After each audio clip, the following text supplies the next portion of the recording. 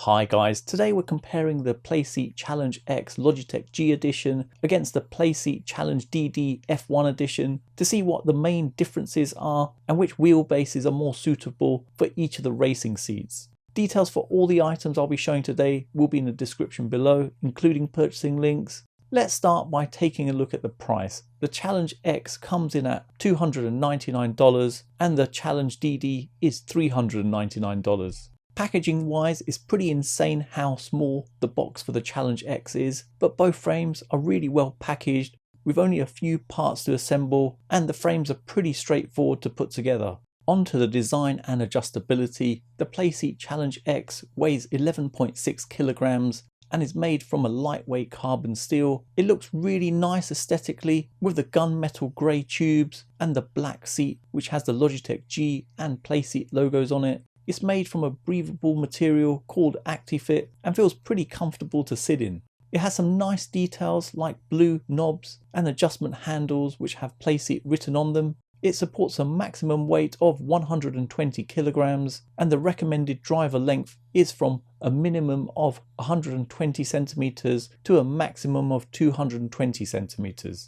The Challenge X has 6 different seating positions which can be easily adjusted via the X Adapt by loosening the locking point at either side, and once you've made your adjustments you can lock it into position. The wheel mount plate can also be adjusted with a knob underneath. Then you have the adjusters for the pedals, allowing you to move the pedals closer or further away by unscrewing the 2 blue screws at the side. There's also the tilt adjustment on the pedals. Just remove the screw to lower the tilt and attach it back into position.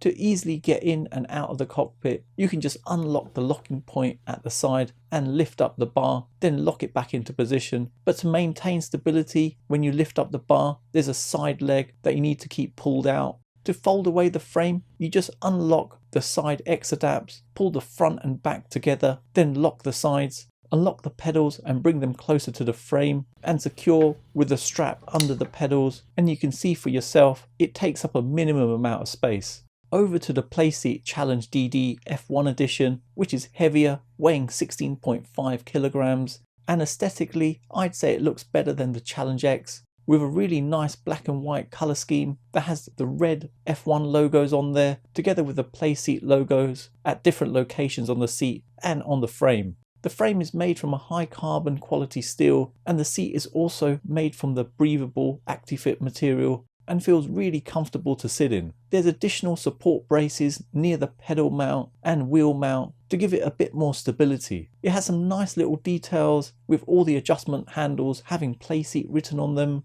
There's 4 wheels at the bottom, so 2 for the front and 2 at the back to make it easier to move around, which does help as once you've attached your wheel and pedals, it is pretty heavy. You have a number of adjustments available providing more than the Challenge X. The first is the seat angle adjustment with the Playseat Challenge DD having a number of different seating positions which can easily be adjusted via the X Adapt by loosening the locking point at either side, and once you've made your adjustments you can lock it into position just like the Challenge X, and this allows you to go from a semi-upright GT position to a deep F1 style incline. Next you can adjust the pedal plate where you're able to tilt it upwards or downwards so you can get a flat GT style or a raised F1 style pedal angle by just adjusting the locking knobs. The pedal deck can be adjusted too, where you're able to slide it forward and back. The wheel mount plate can be raised or lowered, with you able to slide it forward and back and tilt it up and down. You're also able to adjust the seat by adjusting the Velcro straps that hold it in place. And with this rig, you just climb in to use it, unlike the Challenge X, where you can lift up the wheel mount to get in the rig. The Challenge X is limited to just racing in a GT position, but you do get a shifter mount and can be placed on either side of the rig, with usage just limited to the Logitech driving force shifter due to the design of the plate. So if you had a larger shifter like Moz's, you wouldn't be able to secure it that well as the mounting area is quite small. Whereas with the Challenge DD, you get a bit more flexibility, allowing you to flip between the GT and the F1 position, better alignment for the pedals, and the wheelbase height is adjustable, but there's no shifter mount option, which is a bit of a shame. onto the space each of these rigs takes up. For the Challenge X, with the rig folded, space-wise it's really compact, taking up a height of 128 centimeters, a width of 54 centimeters, and a depth of 40 centimeters. If you had nothing on there, then you can save another 5 centimeters on the depth, taking it to 35 centimeters.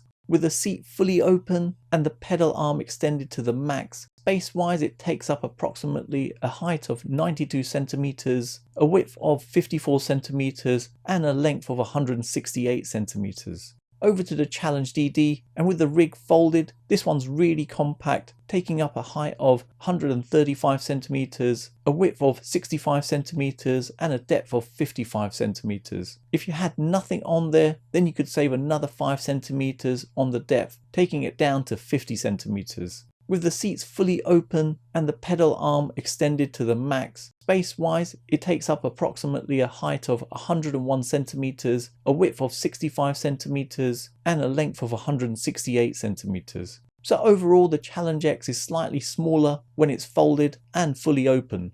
On to usage and how both the rigs feel when racing in them. First up is the Challenge X, and the seat does feel pretty comfortable when racing, and it doesn't get too hot when racing for long periods, with the breathable ActiveFit material supporting my weight well. The wheel feels generally stable with some flex from the frame, but the cockpit doesn't feel too bad when racing, giving a good racing experience. But if you're wondering about movement, when I moved my wheel heavily, this is what to expect, and it's not really a surprise as the frame has quite thin tubes. The pedals do feel solid with them having a small amount of flex, especially when pressing down hard on the brake pedal. Positioning of the shifter right next to the wheel seems to work well. Having it positioned next to the wheelbase was a bit weird, but it was generally quite comfortable. But obviously it's not as real as having it lower down like in most sim cockpits or in a real car. But it's nice that they've included the shifter mount regardless. Now for those of you wondering how the frame copes with a direct drive wheelbase, well, I've attached my Fanatec CSL DD, and the racing experience isn't bad, but there does feel like there's more flex on this. I've also tried it with the Logitech Pro wheel and Pro pedals, and it works fine with the pedals being pretty stable, but you do feel the flex as you're racing from the wheel. It definitely feels like the Challenge X is aimed at the budget wheels, specifically for the entry level Logitech G series, which is fine if you never intended to upgrade, but it will limit you if you move over to direct drive wheelbase later on.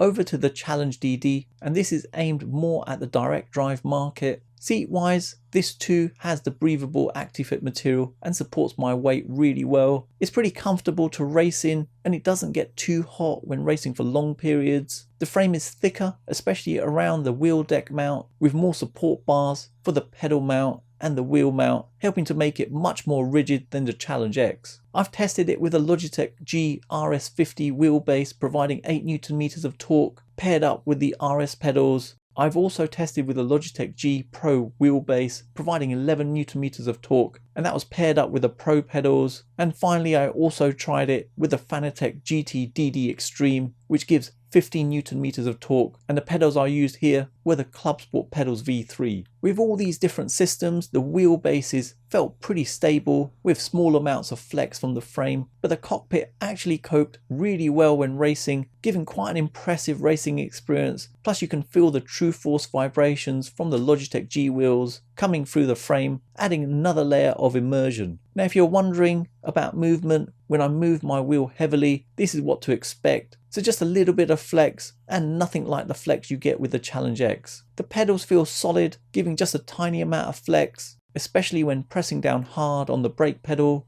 You can also make adjustments to the seat tool-free, which is a massive positive, and worth noting the seat isn't limited to just racing in an F1 position, as you're able to switch into the GT position by changing the angle of the seat, bringing the wheel deck higher, and changing the angle and distance of the pedals so that it mimics the GT position. With it in this position, it still feels quite comfortable, and as the adjustments are tool-free, it doesn't take long to make these adjustments. The only minor negative I found in this position is that the seat felt a little bit short. The coverage on my back and bottom was fine, but I would have liked a few more centimeters on there to cover a bit more of my legs.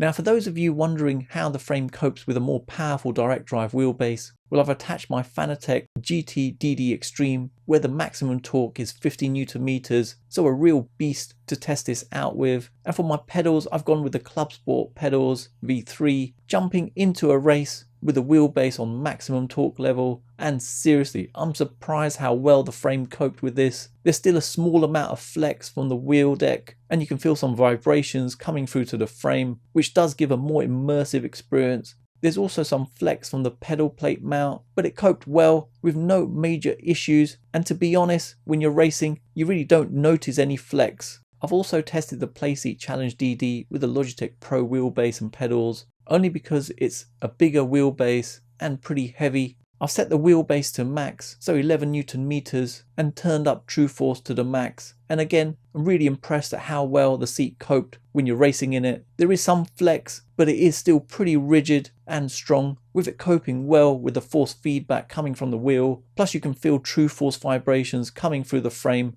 adding that extra layer of immersion. So if you own the Playseat Challenge X, is it really worth upgrading to the Challenge DD? I'd say there's no point if you're using it with a budget wheel like one of the entry-level Logitech racing wheels and never intended to upgrade to a direct drive, or if you had a low power direct drive like the Moza R3 and were happy to just race in a GT position. However, if you wanted a more rigid foldable sim racing cockpit with more adjustability and capable of flipping between a GT and F1 racing positions, together with being able to easily handle high-end direct drive wheelbases without any issues, then the Playseat Challenge DD is an awesome upgrade to go for. So there you have it, you've come to the end of another video, and I hope it's helped anyone thinking of purchasing one of these rigs. Details are in the description below, including purchasing links. And if you have any questions on this, let me know in the comments below. For those of you who've got to the end of this video, please leave a comment with Playseat, as it's awesome to see who's got to the end of my video,